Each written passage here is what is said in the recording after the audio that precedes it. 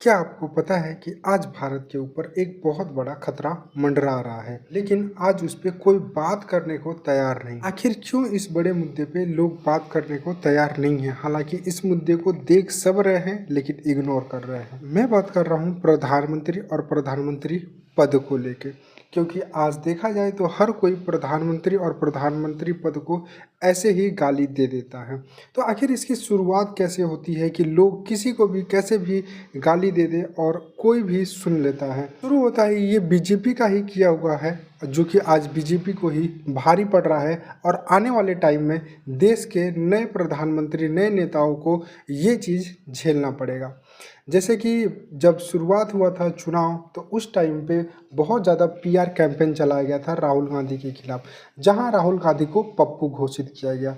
उसके बाद जैसे जैसे चुनाव आगे बढ़ता गया, वैसे ममता बनर्जी को दीदी ओ दीदी करके संबोधित किया गया, हमारे ही प्रधानमंत्री जी। और वैसे ही जैसे जैसे आगे ये चीज़ें बढ़ते जा रही हैं, संसद में देखा जाए तो आए दिन कोई भी गाली दे देता है। जैसे कि अभी कुछ टाइम पहले ही देवेंद्र फडणवीस ने गाली दिया था, उससे पहले अमित शाह के मुंह से निकल गया था, उसके बाद योगी आदित्यनाथ जी दे दिए थे।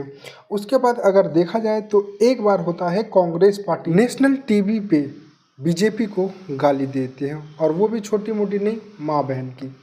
तो ये सारी चीज़ें धीरे धीरे धीरे धीरे चलता गया, और इस पे किसी ने भी किसी के ऊपर एक्शन लेने की बात नहीं की कि ऐसी अभद्र बातें हो रही हैं तो इसके ऊपर एक्शन लिया जाए या फिर कानूनी कार्रवाई किया जाए। हाँ, दोनों का क्या है, दोनों का आईटी सेल मिल जाते हैं और दोनों के आईटी सेल एक दूसरे के खिलाफ पीआर कैंपेन चलाते रहते हैं। लेकिन ये चीज़ धीरे धीरे इतना ज़्यादा नॉर्मलाइज हो गया है कि आज प्रधानमंत्री को कैसे भी खुलेआम गाली दिया जा सकता है, जैसे कि आपने जंतर मंतर पे देखा था। हालांकि प्रधानमंत्री की आलोचना करना ये बहुत बड़ी बात नहीं है, प्रधानमंत्री की आलोचना समय समय पर लोगों द्वारा किया जाता है और होना भी चाहिए। ये हमारे लोकतांत्रिक प्रक्रिया के लिए बहुत ही ज़्यादा ज़रूरी है। लेकिन धीरे धीरे गाली को इतना ज़्यादा नॉर्मलाइज कर दिया गया है कि आज प्रधानमंत्री पद की गरिमा को लेके संकट उत्पन्न हो गया है। आज तो जैसे भी तैसे चल जा रहा है, आने वाले टाइम में ये और भी ज़्यादा हो जाएगा।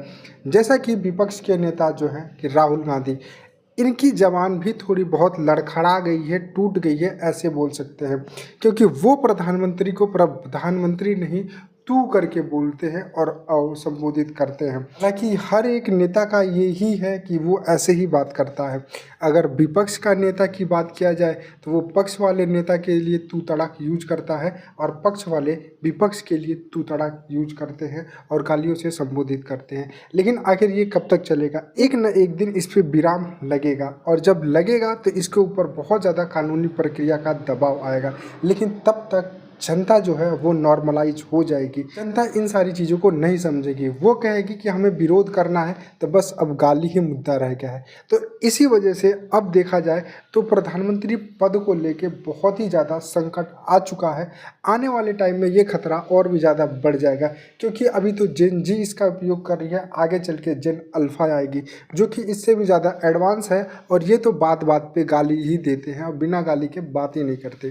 तो आगे वाले टाइम में अगर कोई ये देखते हुए मिल जाए कि हमारी संस्कृति और सभ्यता खराब हो रही है, तो उस पर लोगों का रिएक्शन ये होगा कि तुमने ही बिगाड़ा है। जब ये सारी चीज़ें हो रही थी तो तुम कहाँ थे? और आज इतनी बड़ी चीज़ पे कोई भी बात करने को तैयार नहीं है। जैसे कि आज हमारे देश में देखा जाए तो राष्ट्रपति पद जो है वो बहुत ज़्यादा सम्मानित है और सम्मानजनक भी है। आज उस पद को लेके कोई तू तड़ाक या फिर कुछ भी नहीं बोलता। क्यों? क्योंकि उसकी एक लेगेसी है और वो पूरी तरीके से बरकरार बनी हुई है। उसके ऊपर कोई खिलाफ आवाज़ नहीं उठाता है। क्यों? क्योंकि उसे एक रिस्पेक्टेबल पर्सन के रूप में देखा जाता है। पहले प्रधानमंत्री पद को भी ऐसे ही देखा जाता था, लेकिन जैसे ये पक्ष विपक्ष वोट की राजनीति में एंटर कर गए हैं, वैसे ही ये भी खराब हो गया है और ये भी कचड़ा हो गया है। तो इस कचड़े को इतना ज़्यादा फैला दिया गया है कि अब इसे समेटना मुश्किल है, और अभी भी इस पे कंट्रोल नहीं किया गया तो आने वाले टाइम में ये कचरा पहाड़ बन जाएगा और किसी से साफ नहीं होगा। तो इस पे आपका क्या कहना है? कमेंट बॉक्स में ज़रूर बताएं।